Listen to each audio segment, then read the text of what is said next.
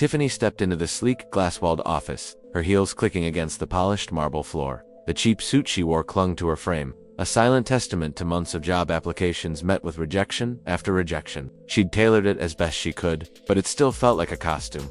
One that didn't quite fit the corporate world she was trying to break into. Her resume, meticulously crafted, was tucked under her arm, a lifeline to a dream she refused to let go. The receptionist glanced up, her eyes narrowing as they swept over Tiffany's outfit, a faint smirk tugging at her lips.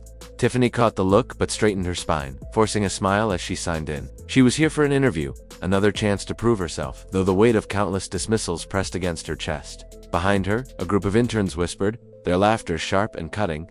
Davis, a lanky white intern with a smug grin, leaned back in his chair, his voice carrying just enough for her to hear. "Some people need to be reminded where they belong," he said, his words slicing through the air. Tiffany's jaw tightened, but she kept walking, her eyes fixed on the hallway leading to HR. She wouldn't let them see her falter. The interview room was sterile, the HR manager barely looking up from her clipboard as she rattled off questions. Tiffany answered with precision, her voice steady despite the knot in her stomach. She spoke of her qualifications, her years of experience, her passion for the industry. But the manager's eyes lingered on her suit, her hair, her presence, as if they were the real answers being evaluated. When it was over, Tiffany stood, thanked the woman, and walked out, her heart sinking with the familiar sting of judgment. She made it to the lobby, where the interns were still gathered, their whispers following her like a shadow. Davis was there, his smirk wider now, his eyes glinting with mischief. As she passed, he stepped behind her, quick and deliberate, and tugged at her skirt. The fabric ripped with a sickening tear, sliding halfway down her thighs. The lobby froze. A gasp rippled through the crowd, followed by scattered laughter.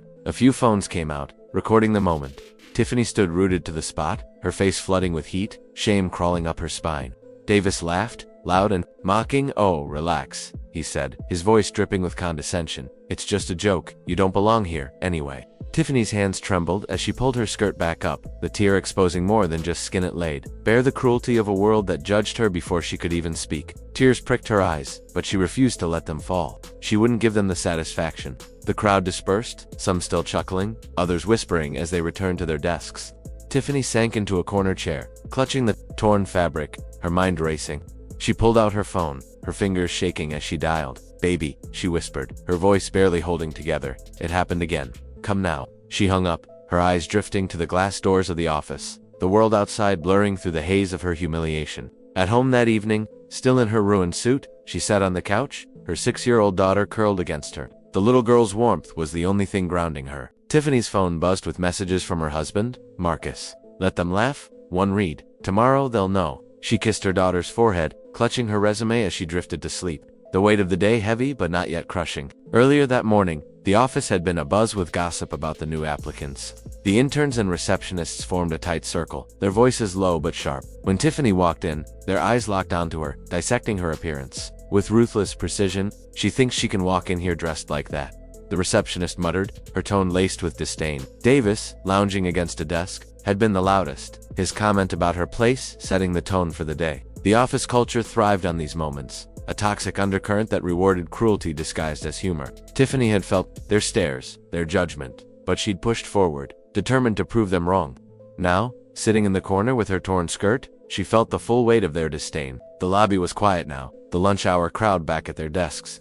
But the whispers lingered, a reminder of her place in their eyes. Then the glass doors swung open with a force that silenced the room. A tall, confident black man in his 40s strode in, his charcoal suit impeccable, his presence commanding. A gold wedding band glinted on his finger, and his eyes burned with a quiet, controlled fury. Security moved to intercept him, but the receptionist's face paled.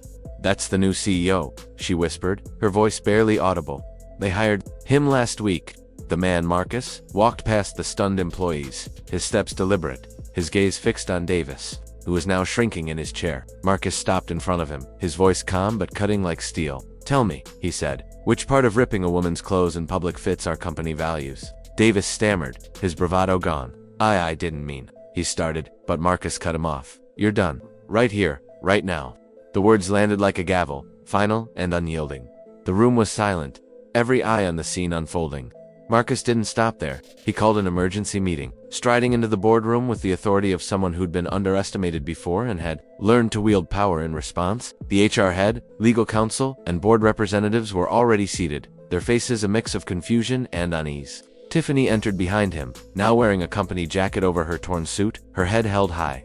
Marcus played the security. Footage of the incident, the grainy video capturing Davis's cruel act, and the crowd's complicity. The room was silent as the footage ended, the weight of their failure palpable. Marcus turned to the group, his voice steady but fierce.